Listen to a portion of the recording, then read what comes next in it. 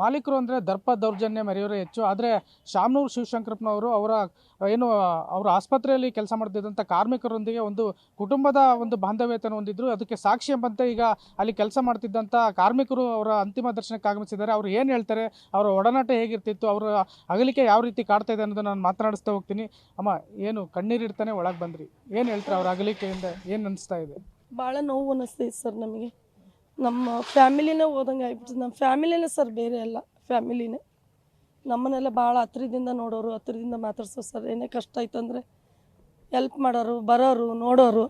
ಸ್ವಲ್ಪ ಎಂದು ನಾವು ನೊಂದ್ಕೊಂಡು ಇಲ್ಲಿ ಬರೋಂಗಿರಲಿಲ್ಲ ಸರ್, ಅಷ್ಟು ರೆಸ್ಪಾನ್ಸ್ ಮಾಡೋರು.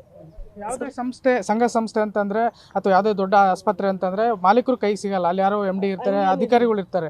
ಆದರೆ ಇವ್ರು ಯಾವ ರೀತಿ ಒಡನಾಟ ಇಟ್ಕೊಂಡಿದ್ರು? ಹಂಗೇನಿರಲಿಲ್ಲ ಸರ್, ನಾವು ಹಂಗೇನಿರಲಿಲ್ಲ. ಡೈರೆಕ್ಟಾಗಿ ಅವರಿಗೆ ಕಾಣ್ತಿದ್ವಿ ಸರ್. ನಾವು 10 ನಿಮಿಷನೂ ನಮ್ಮನ್ನೆಲ್ಲಿ ಕಾಯಿಸಿಲ್ಲ ಸರ್, 1 ಸೆಕೆಂಡು ಕಾದಿಲ್ಲ ಸರ್. ಬಂದ ತಕ್ಷಣ ನಮಗೆ ಸಿಗಾರು.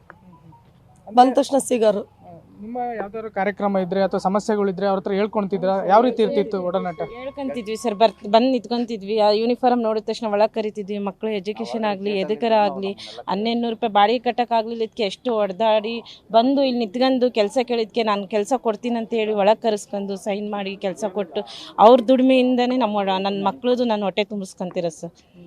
ಭಾಳ ಕಷ್ಟದಿಂದ ಜೀವನ ಮಾಡಿರೋದಕ್ಕೆ ಈಗ ಸೌಕರ್ಯದಿಂದ ನಾವು ಸ್ವಲ್ಪ ಚೆನ್ನಾಗಿದ್ದೀವಿ ಸರ್.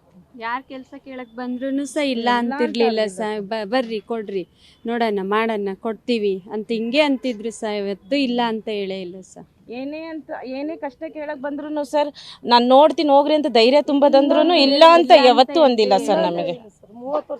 ಅದೇ ರೀತಿ ಮತ್ತೊಬ್ರು ಕಾರ್ಮಿಕರು ಕೂಡ ಇದ್ದಾರೆ, ಅವ್ರು ಏನು ಹೇಳ್ತಾರೆ ಅಂತ ಕೇಳೋಣ. ಅಮ್ಮ, ನಿಮ್ಮೊಂದಿಗೆ ಯಾವ ರೀತಿ ಒಡನಾಟ ಇದೆ? ಅಂದ್ರೆ ಪ್ರತಿಯೊಬ್ಬರು ಕೂಡ ಅದೇ ಹೇಳ್ತಿದ್ದಾರೆ. ಆದ್ರೆ ನಿಮ್ಮ ಹತ್ರ ಯಾವ ರೀತಿ ನಡ್ಕೊಂತೀವಿ? ಪ್ರತಿಯೊಬ್ಬರಿಗೂ ಮಾಡ್ತಿರೋದು ಇದೇನೆ ಸರ್. ಬೇರೆ ಯಾರು ನಾನ್ ಬೇರೆ ಇವ್ರು ಬೇರೆ ಅಂತ ಏನೇ ಅಂತದ್ದಿಲ್ಲ ಸರ್, ಮಾಡಿಲ್ಲ ಸರ್. ಪ್ರತಿಯೊಬ್ಬರಿಗೂ ಇದೇ ಮಾತೇ ಹೇಳೋರು.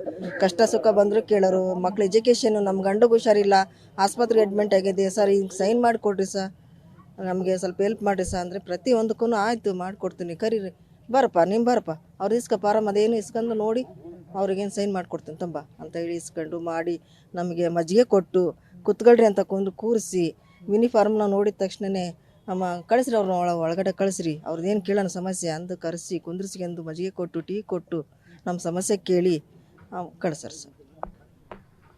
ಒಟ್ಟಾರೆ ಏನಂತಂದರೆ, ಏನು ಬಾಪೂಜಿ ಆಸ್ಪತ್ರೆಯಲ್ಲಿ ಕೆಲಸ ಮಾಡ್ತಿದ್ದಂಥ ಕಾರ್ಮಿಕರನ್ನು ಕೂಡ ಅವರ ಕುಟುಂಬದಂತೆ ಶಿವಶಂಕರಪ್ಪನವರು ಕಾಣ್ತಾ ಇದ್ರು, ನಮ್ಮ ಕಷ್ಟ ಸುಖದಲ್ಲಿ ಭಾಗಿಯಾಗ್ತಿದ್ರು ಎಂಬ ಅಭಿಪ್ರಾಯವನ್ನು ಏನು ಅವರ ಅಂತಿಮ ದರ್ಶನಕ್ಕೆ ಆಗಮಿಸಿದಂಥ ಕಾರ್ಮಿಕರು ವ್ಯಕ್ತಪಡಿಸ್ತಾ ಇದ್ದಾರೆ.